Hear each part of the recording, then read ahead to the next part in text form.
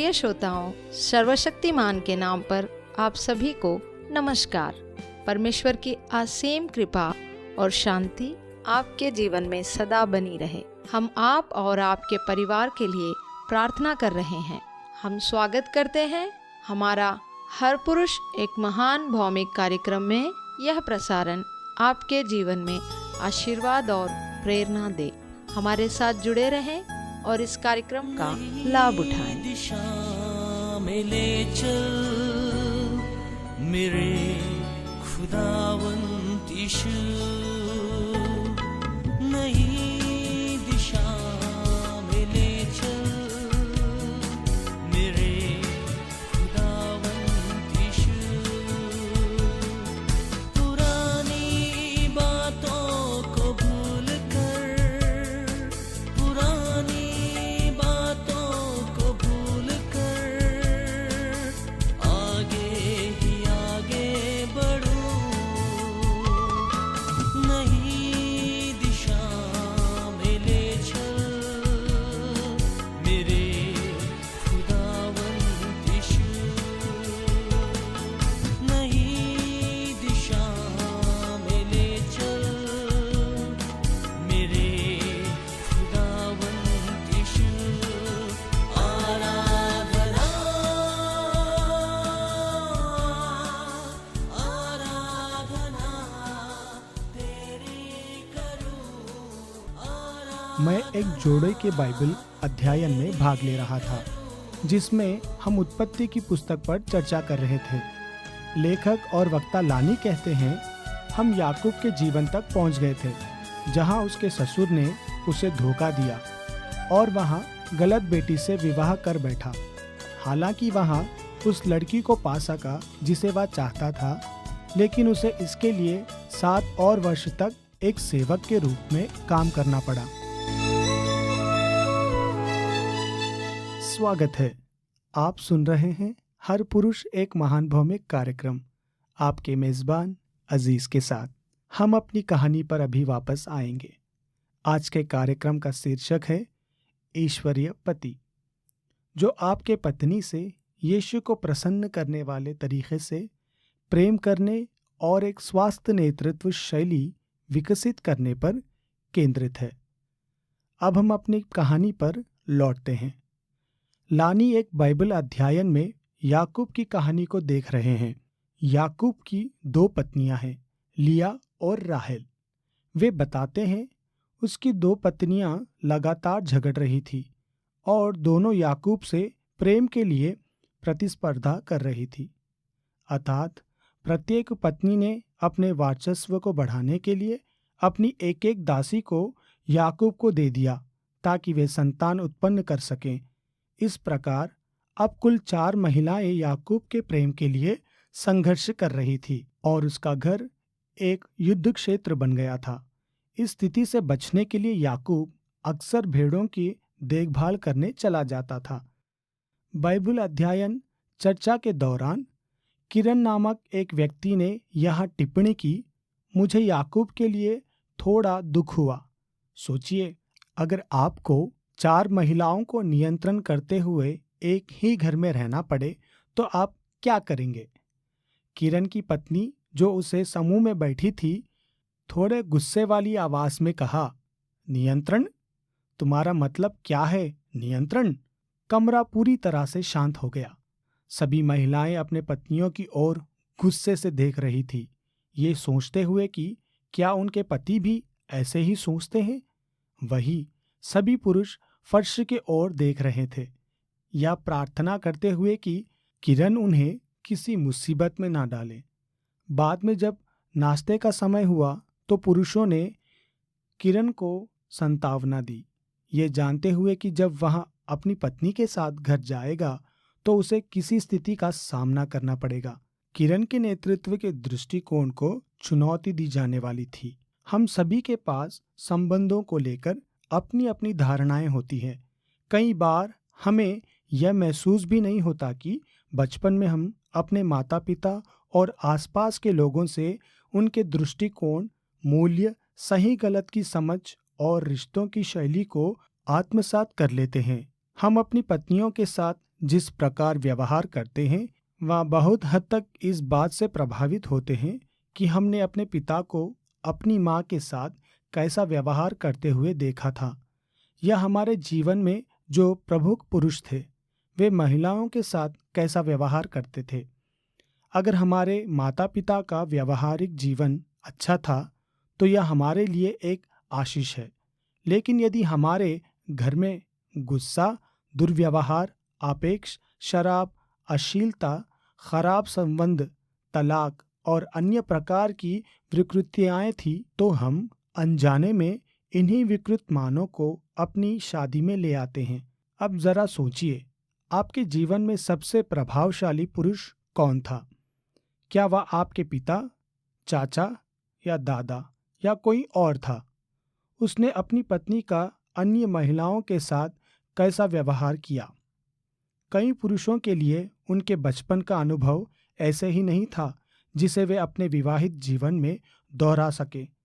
एक मसीही पुरुष के रूप में हमें अपने सोचने के तरीके पर फिर से विचार करने और अपनी पत्नियों के साथ अपने संबंधों को सुधारने की आवश्यकता है ताकि हमारा विवाह सफल हो सके। विवाह हमारे सर्व को चुनौती देता है, लेकिन जब हम परमेश्वर की योजना को अपनाते हैं तो विवाह उस रेगमल की तरह होता है जिसे परमेश्वर हमारे चरित्र और जीवन को तराशता है। हमारी प्रारंभिक कहानी में किरण की तरह अधिकांश पुरुष विवाह की शुरुआत में नेतृत्व को लेकर गलत धारणा रखते हैं। घर में नियंत्रण रखना, कठोरता दिखाना, आत्म केंद्रित होना, असंवेदनशील होना, सहानुभूति ना करना, निर्दयी होना, मांग रखना, आलोचनात्मक रवैया अपनाना, स्थिरकार करना या निर्णय सुनाना, इनमें से कोई भी चीज आपको मर्द नहीं बताती।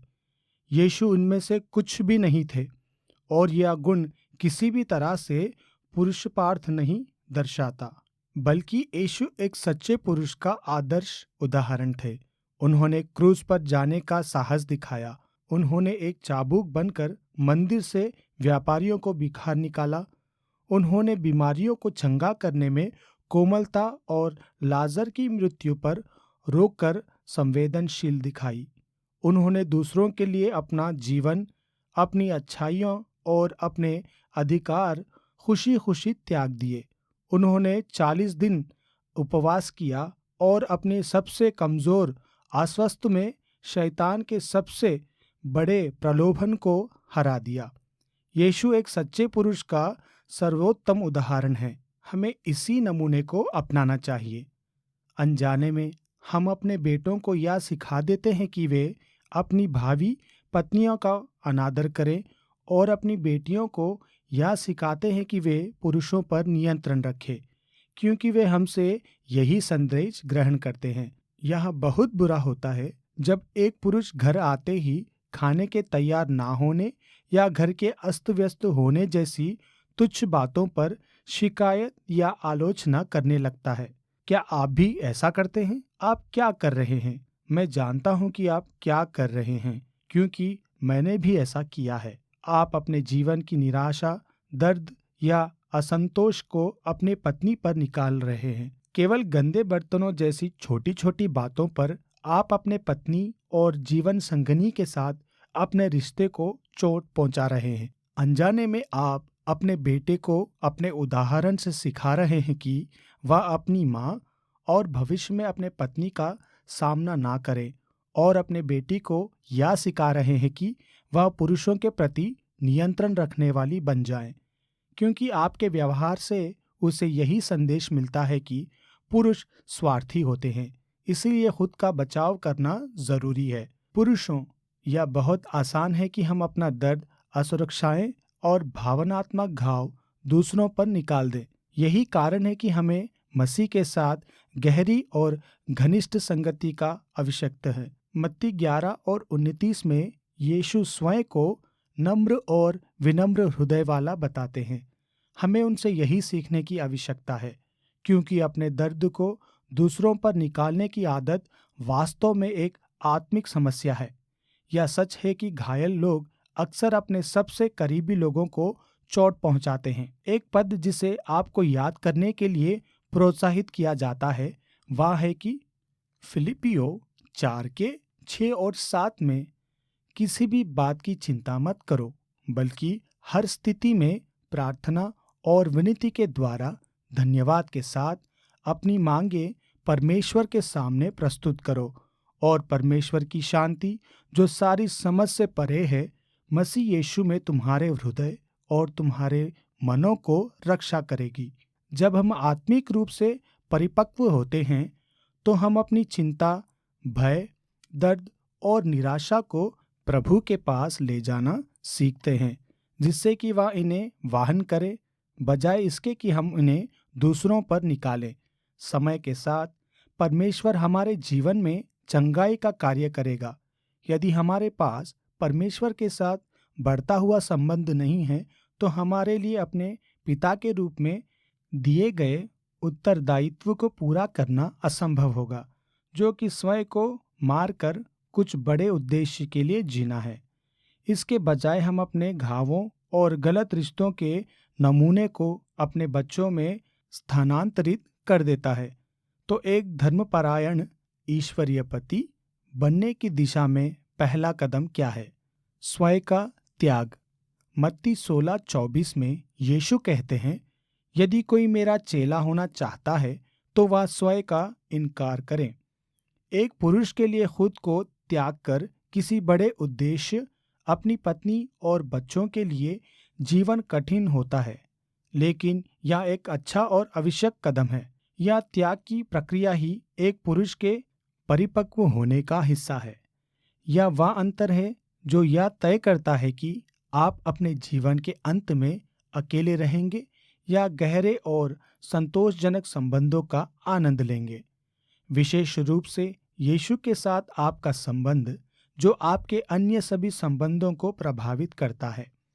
जीवन संबंधों के संदर्भ में जिया जाता है, और जब आप अपनी आत्मा केंद्रित इच्छाओं का त्याग करते हैं तो आपकी पत्नी और बच्चों के साथ का संबंध आपके जीवन के सबसे संतोषजनक पहलुओं में से एक बन सकता है। जब पुरुष खुद को त्याग कर यीशु का अनुसरण नहीं करते तो वे इस सच्चाई का अनुभव करने में असमर्थ रहते हैं। हम फिर से यीशु को देखते हैं, जिन्होंने सेवक नेतृत्व का एक आदर्श उदाहरण प्रस्तुत किया। यूहन्ना 13 में जब उन्होंने अपने शिष्यों को पैर धोने के लिए एक सेवक की भूमिका अपनाई तो उन्होंने पद 15 में समझाया, मैंने तुम्हें एक उदाहरण दिया है कि जैसा मैंने तुम्हारे साथ किया है तुम भी वैसा ही करो। क्या मैं यह सुझाव दे रहा हूं कि आप अपनी पत्नी के पैर धोएं? यदि वह इसे पसंद करे तो हाँ। वास्तव में यीशु यह कहना चाहता है कि हमें सबसे विनम्र और साधारण सेव कार्य करने के लिए भी तैयार रहना चाहिए, चाहे वह हमारी पत्नी के लिए हो या दूसरों के लिए। आइए इसे व्यवहारिक बनाते हैं। अभी 1 मिनट लें और 2 ऐसे तरीकों के बारे में सोचें जिनसे आप अपने पत्नी के प्रति सेवक नेतृत्व को प्रदर्शित कर सकते हैं। सप्ताह में 1 बार कपड़े धो देना, बिना कहे बर्तन धो देना। जब आमतौर पर उसे बच्चों का ध्यान रखना पड़ता है तो कुछ घंटे बच्चों की देखभाल कर लेना। छोटे छोटे व्यवहारिक काम जो आप किसी भी दिन कर सकते हैं, वे आपकी इच्छाओं को त्यागने और अपने पत्नी की ज़रूरतों को पूरा करने में मदद कर सकते हैं। क्या एक आदर्श पति बनने के लिए आपके पास एक कार्य विवरण होना उपयोगी रहेगा? परमेश्वर ने हमें विवाह का एक अच्छा और कार्यशील नमूना दिया है, जिसमें पतियों के लिए एक कार्य विवरण भी शामिल है।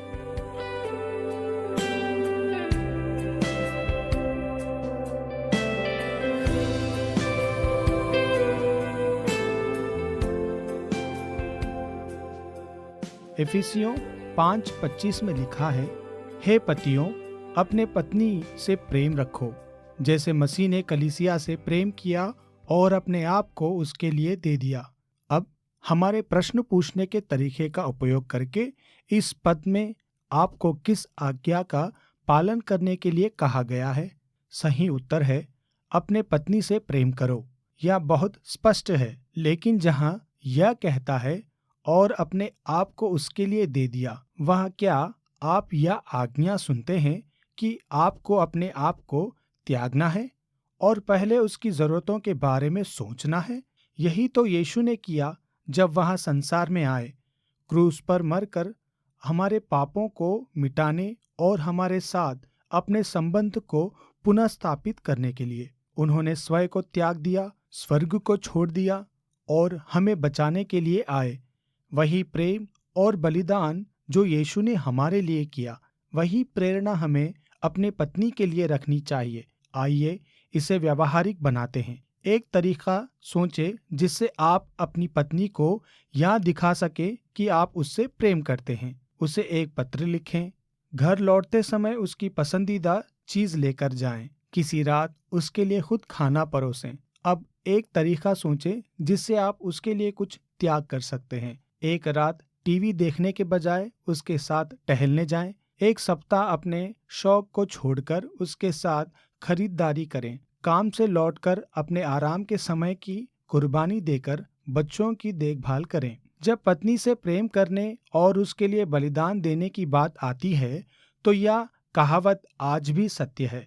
छोटी छोटी बातें बहुत मायने रखती है। जैसे ही हम अपने कार्यक्रम को समाप्त करते हैं, एक अंतिम विचार और कहानी। जब हम अपने पत्नी के साथ ऐसे जीवन जीते हैं तो परमेश्वर के प्रेम और आत्म बलिदान को दर्शाता है।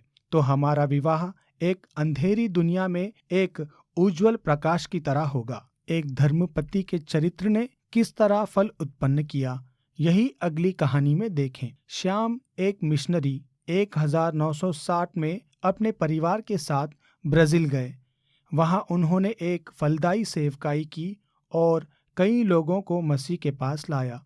लेकिन उनके पहले विश्वासी ने उन्हें एक अनमोल सबक सिखाया। श्याम अपने परिवार के साथ एक अच्छे मोहल्ले में बस गए और अपने पड़ोसी पहलुओं के साथ यूहन्ना की पुस्तक का अध्ययन करना शुरू किया। महीनों तक उन्होंने यीशु के जीवन और उसके शब्दों का अध्ययन किया। पौलो ने मसीह को अपने प्रभु और उद्धारकर्ता के रूप में ग्रहण कर लिया। श्याम बहुत आनंदित हुए और कुछ हफ्तों के बाद वे यह जानने के लिए बहुत उत्सुक थे कि पौलों के इस निर्णय के पीछे मुख्य कारण क्या था। इसलिए श्याम ने पूछा पौलों को, क्या हमारे महान बाइबल अध्ययन ने तुम्हें मसीह के पास आने के लिए प्रेरित किया? पौलो ने कहा, नहीं। क्या वह चित्रण था जिसमें मसीह को परमेश्वर और मनुष्य के बीच पुल के रूप में दिखाया गया था? नहीं। क्या वह महान सिद्धांत थे जो मैंने तुम्हें समझाए? उन्होंने कहा, नहीं। तो फिर श्याम ने पूछा, फिर क्या था? जब उनके सभी अनुमान समाप्त हो गए, पौलो ने उन्हें यह कहानी सुनाई। करीब 3 महीने पहले जब हम आपके तहखाने में बाइबल पढ़ रहे थे तो आपके 3 छोटे बच्चे ऊपर जगड़ रहे थे। आपकी पत्नी उन्हें शांत करने की कोशिश कर रही थी, लेकिन जब तीसरी बार जोरदार हंगामा हुआ तो वह अपना धैर्य खो बैठी और बच्चे पर चिल्लाने लगी। अपने अध्ययन से क्षमा मांगी और ऊपर चले गई। मैंने देखा कि आप ऊपर जाकर अपनी तनावग्रस्त और परेशान पत्नी को अपनी बाहों में लिया और बस उसे थामे रहें और स्तंभ रह गए क्योंकि मैंने महसूस किया कि मेरे और मेरे पत्नी के बीच ऐसा रिश्ता कभी नहीं था। मैंने वही चाहा जो आपके और आपके पत्नी के बीच था और मुझे पता था कि मसीह ही इसका कारण है। हमारे जीवन, हमारे विवाह और हमारे बच्चों के साथ हमारे संबंध उन लोगों के लिए एक प्रकाश होने चाहिए जो हमारे आसपास खोए हुए हैं।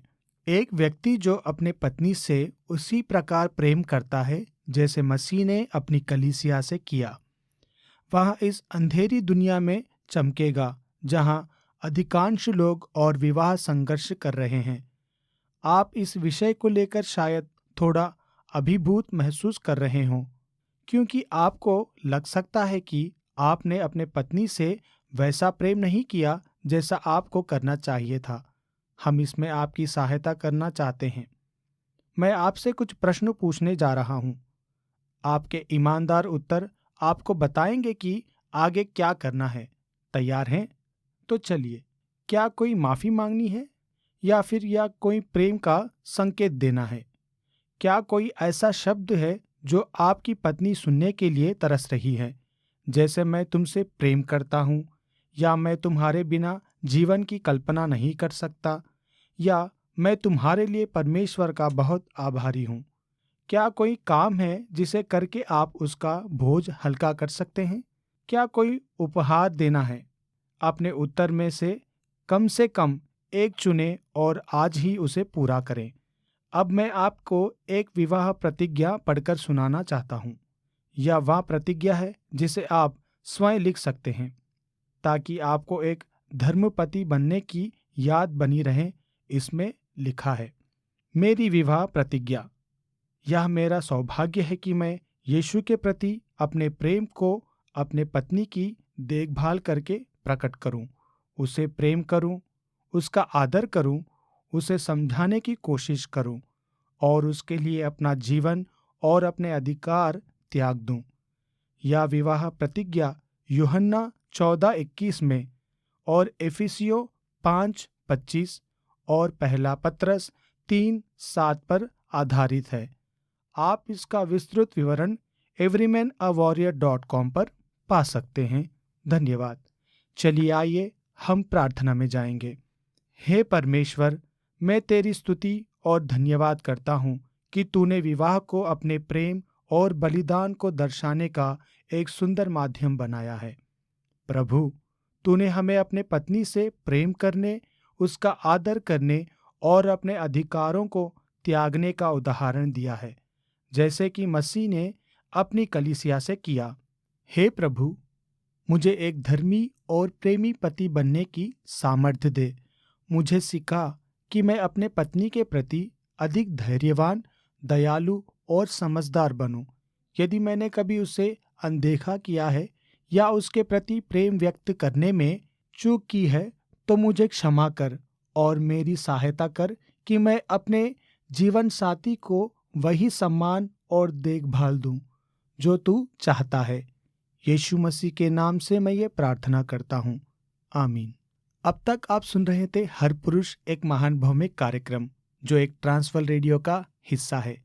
यदि आप इस पुरुषों के बारे में अधिक जानना चाहते हैं जिसे परमेश्वर ने आपको बनाने के लिए बुलाया है, तो आज ही हमें संपर्क करें everymanglobal.com पर। आज का कार्यक्रम सुनने के लिए आप सभी को धन्यवाद।